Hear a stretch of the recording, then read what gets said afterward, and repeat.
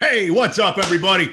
Happy Tuesday. It is live at 11 with Coach Brett. I'm stoked to be here today on our weight loss journey together and our pro metabolic nutrition plan. I mean, hey, if you're going to lose weight, you might as well enjoy your trip, enjoy your life, and focus on the right things. Don't just focus in on weight loss, focus in on life. There is no reason whatsoever that we can't live our lives enjoying things like food. Like I got my coffee here. I did the training, the coaching on coffee recently, and I got my coffee. It's got cream and vanilla sugar in it. I just did a reel on how to make vanilla sugar. So go to check out my reels, and you'll see the reel on how to make vanilla sugar. It's easy. So today, based on that intro, we're going to go into the truth about sugar, the real truth about sugar, and fitting it into your nutrition plan, your diet, your lifestyle, whatever you want to call it. So let's go ahead, and I'm going to jump in. I'm going to share my screen with you guys so you can see the prezo. So here we go. Today, Facebook Live at 11 with Coach Brett. We are in the Weight Loss Success Club right now, and I'm stoked to bring this to you. The truth about sugar, the white devil or the sweetest angel. So everybody going to have their own ideas coming into this. What I want you to do here is I want you to keep an open mind while you're hearing what I'm teaching you. And the reason that this training, that this coaching is so important is because everybody likes sweet. It's natural. It's a normal thing for the body. Your mouth wants sweet. When you go to restaurants, what do they try to do? They try to get you to come back, right? And getting you to come back means that they're usually using fat, because fat is flavor. And by the way, the right fats are good for you too. And oftentimes sweet. They mix up all these different flavors. So talking about sugar and also trying to avoid all this artificial fake bullshit is really important. And I know for me, historically, where I've always focused in on weight loss. That's all it is, right? Or lose the weight, maintain it until you blow your wheels off and go screw it all up again. But I got to point, sugar was an adversary for me, big time. I wouldn't want sugar at all. Didn't touch it. And in doing that, I bought Splenda by the truckloads. I used to use the pink stuff. I've used everything you can imagine, and everything was always sugar free. So we're going to dig in that today, and we are going to talk about the truth about sugar, because I think it is so important. It's got to be, this is possibly one of the most important and just awesome all-around coachings I'm going to have for you guys. So let's get ready. If you want to grab something to take notes on, please, by all means, do. And let's dig into this. The truth about sugar, the white devil or the sweetest angel. So first thing we're going to start talking about is the demonization of sugar. Excuse me. Sugar becoming the devil is reminiscent of unscientific villainification of saturated fat in the 80s and 90s and some in present day circles. So going into the history here.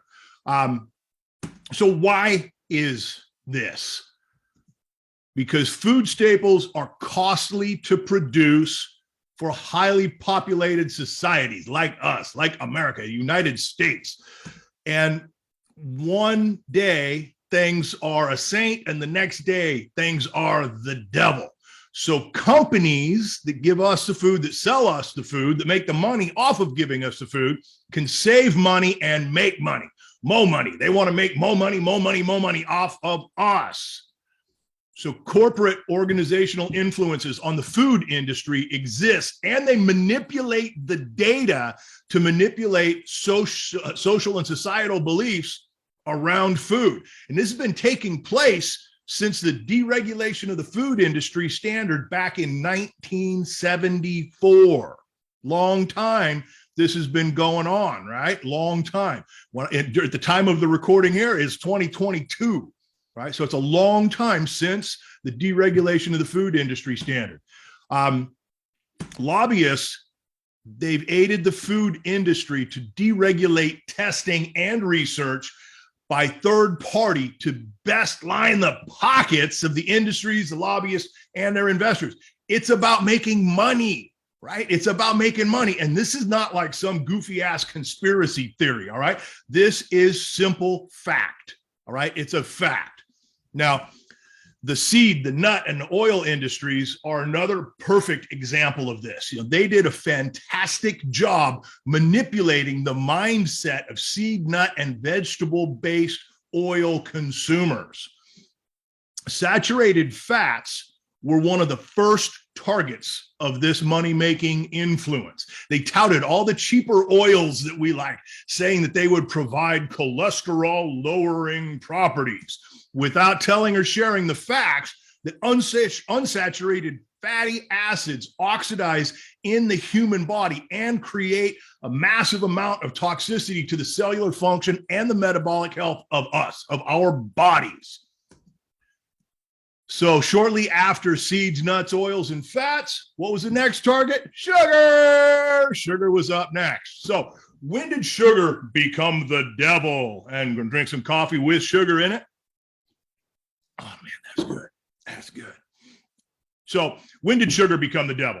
All right. Sugar, it's taken a different course than the nuts and the fats and the fat industry. The demonization of sugar started in the late 80s, but it took a decade of manipulation so that when it took until the end of the late 90s, early 2000s for society to really buy in. Now, if you've been around a long time like I have, you'll remember the whole fat-free thing back in the early 80s, right? Where you would get, fat-free cookies and you'd bite into it and it was just all sugar, right? So then they had to start making some changes in there so they could make more money, all right?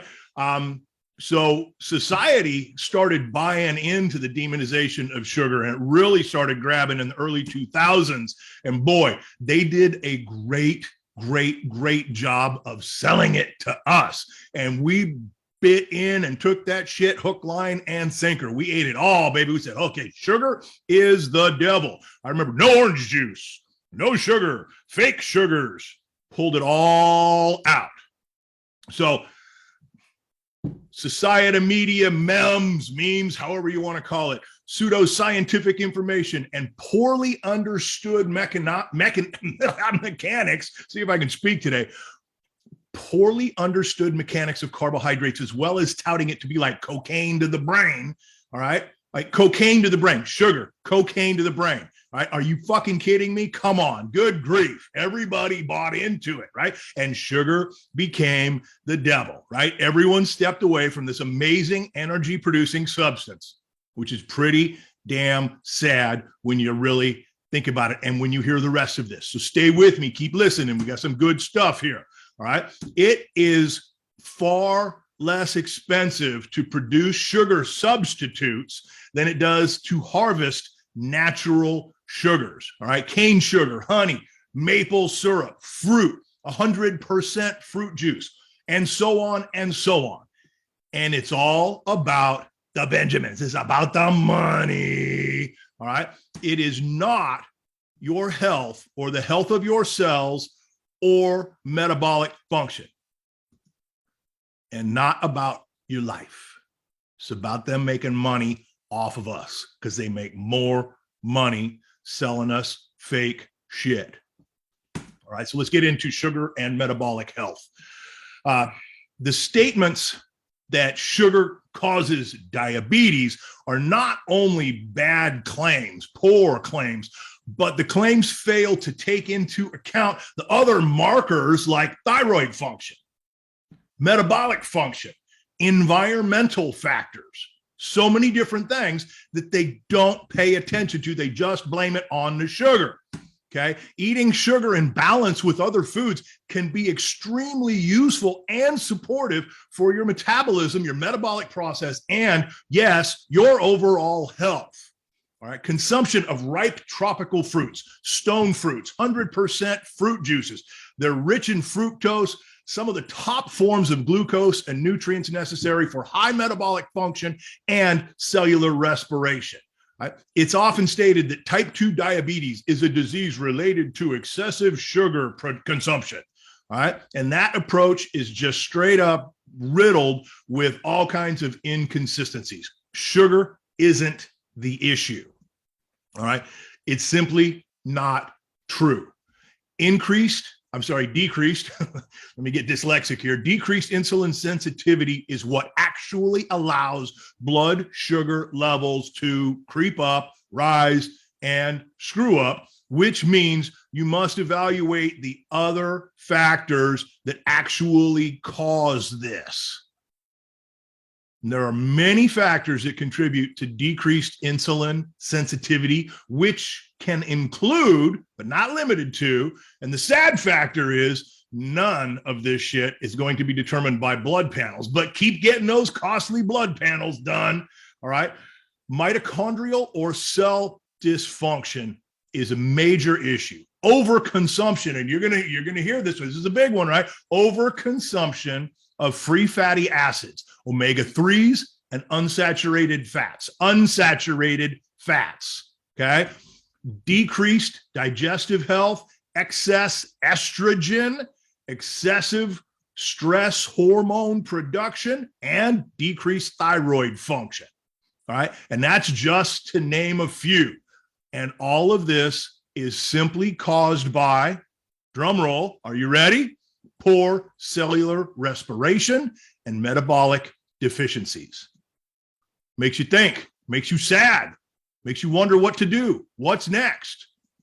All right. Blaming sugar as the problem, it's easy. It's easy to do. Blame the sugar. It's the sugar's fault. That's why we have all these damn problems. But it is an extremely inaccurate thing to do. All right. Now, don't get me wrong. All right. There's no doubt that excess levels of junk food can contribute to all kinds of health issues. Junk food. All right. And combining that with a lack of physical activity, being ill-equipped to handle stress, right? You got to be able to handle your stress, right? These problems are going to happen. They're going to occur, right? But sugar is not the problem. Sugar is not the problem. Now, to show you that sugar is not the problem, we got to talk about fat and protein just for a minute here. All right. So let's talk about that for a minute. Okay. Fueling your body mostly on fat and protein is an extremely inefficient way to do it, and it is anti-metabolic. But it seems to be the biggest trend nowadays. Let's just eat fat and protein, and then we'll throw in some green vegetables just to make it sound good. All right. This is shown to be very detrimental to cellular function and overall health. In fact, the increased consumption of PUFAs, polyunsaturated fatty acids, right, has been linked to the increased incidence of heart and liver issues and cancer.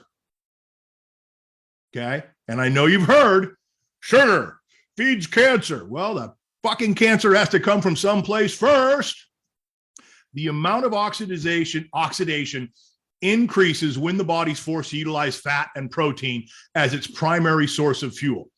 Listen to that. Read that. The amount of oxidation increases when you stuff in the fat and the protein as your primary source of fuel.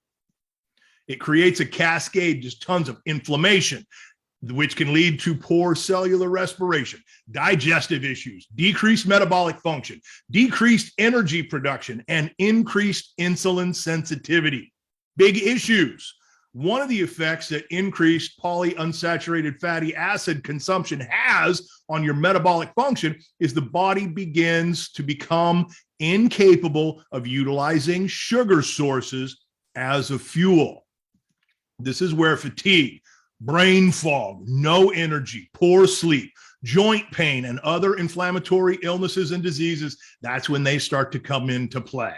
All right. When people go on these carbohydrate restrictive nutrition plans or diets, whatever you want to call it, they're making things way worse for their health. The first signs of issues, A1C increases, cholesterol increases, and your hormones, they get thrown way out of whack. And as we get older, we got enough freaking problems with our hormones. Ladies, right? You know, we're working on this shit every day. You know, if you're over 40, you're working on them hormones. Over 50, we got to make sure the hormones are right? I'm over 50. You know, and most of my clients are over 40 and over 50, or over 50 and over 50. Can't be both. All right, we're having fun here. All right. So the big deal is the sugar is not the problem. In fact, sugar, look at that. Doesn't that look good? A little ripe strawberry, which is coming soon, and some sugar. Oh my goodness. The end goal is to improve and reinstate carbohydrate and sugar metabolism and not restrict it further and cause more illness and poor cellular and metabolic function.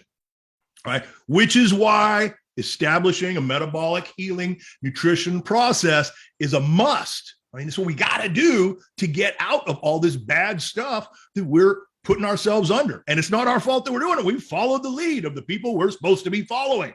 And now we're breaking away and we're going to do it right. All right. You have to shift your metabolic function back to an efficient and healthy state first. That's your number one thing to do, is take the process of shifting that metabolic function and making it efficient and healthy. Efficient, by the way, means you're burning more calories, which means you can eat more, which means if you've been stuck at 1,200 calories, ladies, and you're not losing weight, there's a problem. We got to break through and make that shift and take it back to where it should be. Sorry, I didn't turn my phone off for some reason, and now we're hearing ringing. Zip it. I took a picture of it, though. All right, let's keep rocking here, all right? The effective use of carbohydrates, they can be achieved by improving insulin actions, blood sugar balancing, and improved hormone factors like thyroid, adrenal, and pancreatic functions.